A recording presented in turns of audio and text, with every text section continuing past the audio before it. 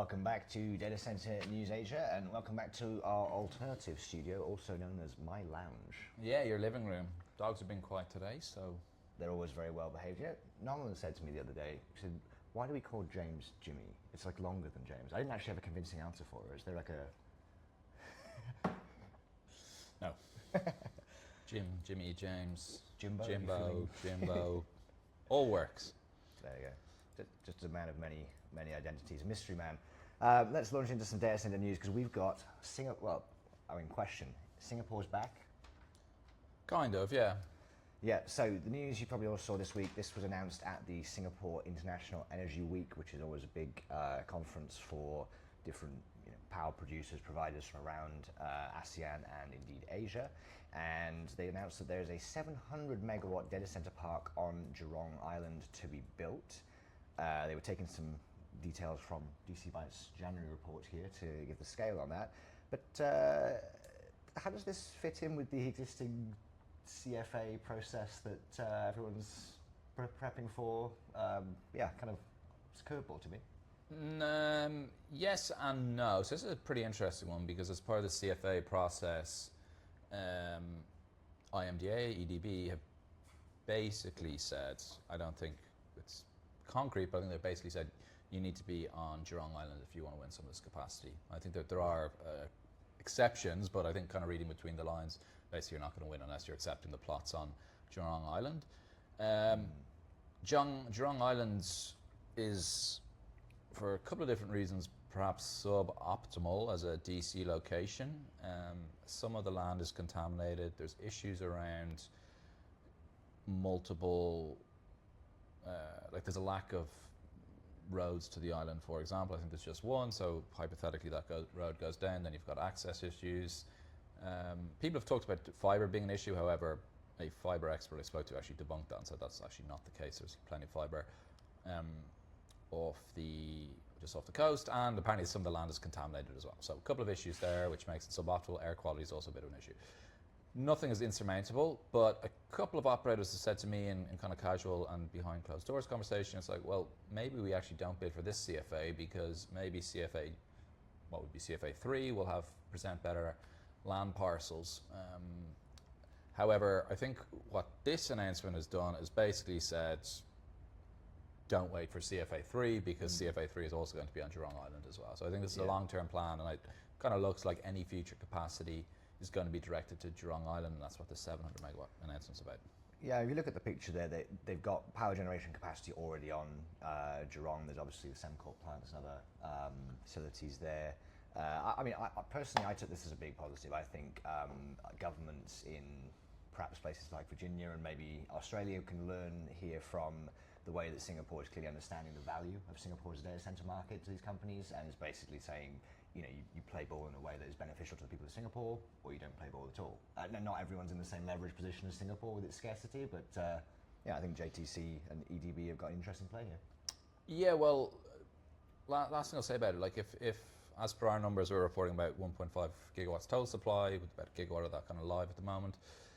Adding another 700 on top of that, so yeah, roughly 50%. It's going to be all clustered in one pretty small geographic area, which not everyone's going to like. So definitely pros and cons, like joint up forward thinking is a pro without question, but potentially a diversity issue here, who knows? Yeah, I suppose the other question will be use case and how valuable that is. But let's look at there's a different angle on, I suppose, government policy and data centers. So there's a big announcement this week, and this is not technically in Asia, but homegrown heroes AirTrunk, and we always like talking about Asian businesses expanding out into the wider world. They have announced a big deal in Riyadh with HUMAIN, which is the Saudi's kingdom AI. It's not really a company, HUMAIN, more like an AI strategy for the country, and a sort of it's a combination of policy, investment, and I suppose a company as well. But yeah, this is a massive, potential deal. The initial part of the investment is a mere $3 billion, but this could rapidly scale up based on the size of the announcement. And yeah, again, this shows the Saudi Arabian kingdom's desire and drive to put themselves into the race. I mean, they've clearly stated on the press release they aim to be right behind the US and China as an AI power, which is, zero to hero in a very short period of time. Yeah, so is that how you say it? How do you say humane or? HUMAIN. Is that how you say it? Yeah, it's definitely not a pun on any sort of. HUMAIN. Yeah, that doesn't sound right. About to make a human rights joke. No, okay. Anyway, yeah. So I've only come across this firm pretty recently, and I was kind of wondering if I was losing my pulse on the market, but they've only been around since May, so that's why that's why you may not have heard of them. Yeah, but this is part of the Public Investment Fund strategy, PIF, who I think they've said they want to have. It was a 6.6 gigawatt number. Was that in Saudi or was that for AI specifically? The 6.6 I think was a HUMAIN, the AI capacity. So I don't know if that's the total addressable market in Saudi, because there is obviously some colo being built there.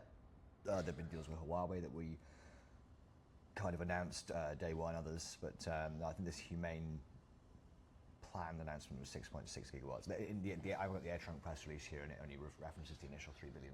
Okay, well anyway, we'll share the link, but there's I think PIF's plan is to build out 6.6 gigawatts of capacity in Saudi, or that might be AI. I can't remember the specifics around that, but we will share the link so you can kind of read into that yourselves. But yeah, an exciting one, and obviously AirTrunk's first foray outside of APAC. So congrats to HUMAIN, AirTrunk, Blackstone, everyone involved for what sounds like a very exciting deal. Yeah, nice photo shoot on there of Tarek, Robin, and Stephen Schwartzman. Sort of Robin new to the table of such such global powerhouses, but congratulations to him and the team. Japan, a couple of interesting ones in Japan. So yeah, there's data center press have been reporting the results of Commerce Secretary Howard Lutnick's statements on the Japan deal with the White House, and yeah, this is part of their tariff dial back and forth discussion, which has left Japan with a 15% tariff on large amounts of semiconductors and chips. Has also included an infrastructure package of Japanese companies investing in US infrastructure, or US companies investing in Japanese infrastructure? No, Japan. American infrastructure. Yeah. Yes, this is Japanese companies investing in US infrastructure. From what you were saying earlier, it sounds like a pretty one-sided deal on paper. Yeah, like it's difficult to know without the full details, but it's going to be Japan basically promised or said they're going to invest 550 billion US infrastructure. If you go up to the quote by the quote that was shared about Howard Lutnick, power pipelines and things fundamental to national security. Yes, and have virtually no risk. So I think inferred in that was data centers and kind of data center, some of the infrastructure supporting data centers. So that's an interesting one, because obviously there's quite a lot of the kind of the Japanese funds, etc., are already active, obviously, but want to continue being active, and this might kind of give them an additional push and might help build out the massive data center requirements in the US at the moment. Yeah, well, it'd be interesting because they initially announced a 25% tariff on Japanese goods, including semiconductor products, and then they've lowered it to 15. But as far as I was trying to read on, it's really complicated trying to find out whether they've actually implemented, because a lot of these tariffs, they announce them and then there's a roll-on date to when they actually go into force, and no one's actually paid the money yet. So stock prices have gone up and down on anticipation, but we haven't seen. And this is so, you know, if you think Japanese semiconductors, we're looking at a lot of the component parts and sort of fans and you know, chip boards and things that we don't know what part of the supply chain those go into, the bigger NVIDIA chips or the AMD chips or the Intel chips. Yep. It's a very interconnected global supply chain, so see where that one goes. Yeah. Stack. Yeah, sticking with Japan, Stack. So they've secured nearly $250 million in green financing for their TYK01 project. This is the site in kind of Inzai, which is scalable to 36. First phase is coming online pretty soon, 18 megawatts, so it's two 18 megawatt chunks. And then I think the second is tail end of 27 or 27 at some stage. Two French banks involved in the financing on this one, Natixis and SocGen. So the French partnering with Stack in Japan. Not sure what you're implying there. Stack's a known friend of the French.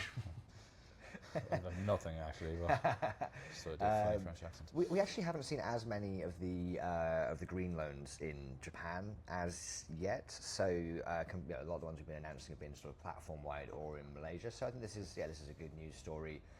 Congratulations to the Stack team, who are also of course building in Osaka with ESR, and they've got another one in Inzai as well, the one with Oak Tree, is it? Or is this the one with Oak Tree?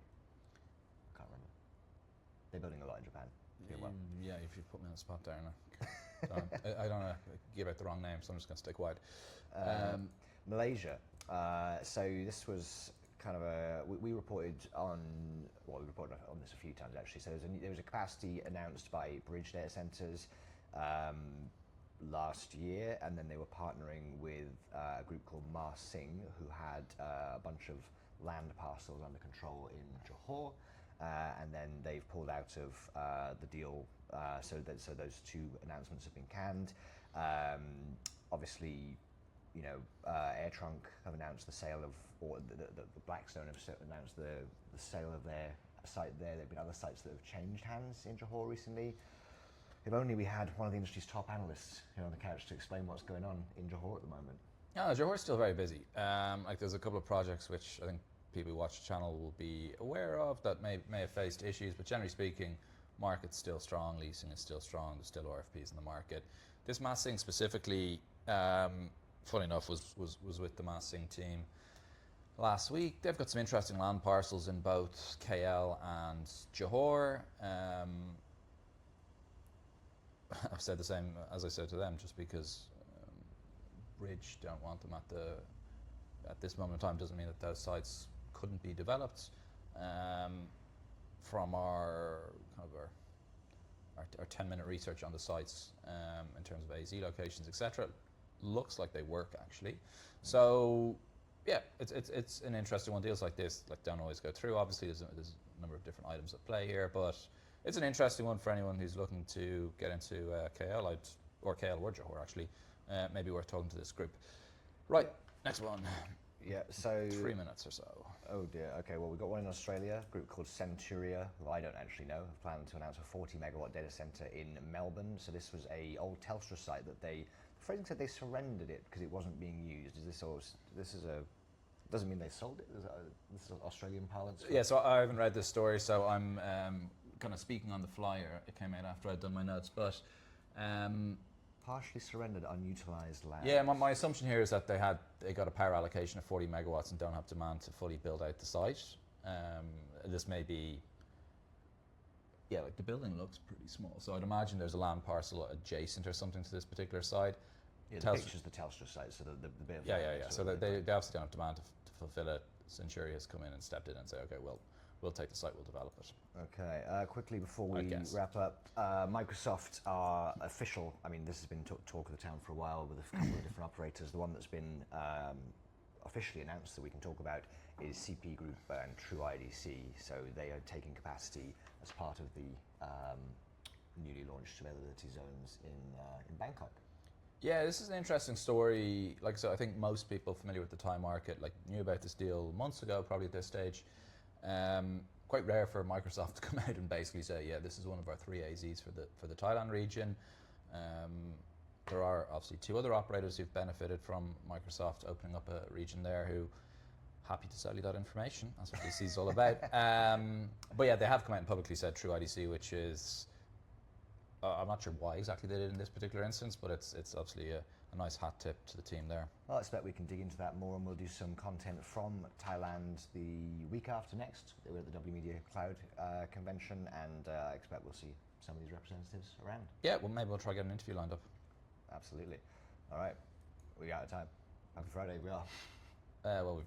That's basically AWS said they're going to invest more money in South Korea.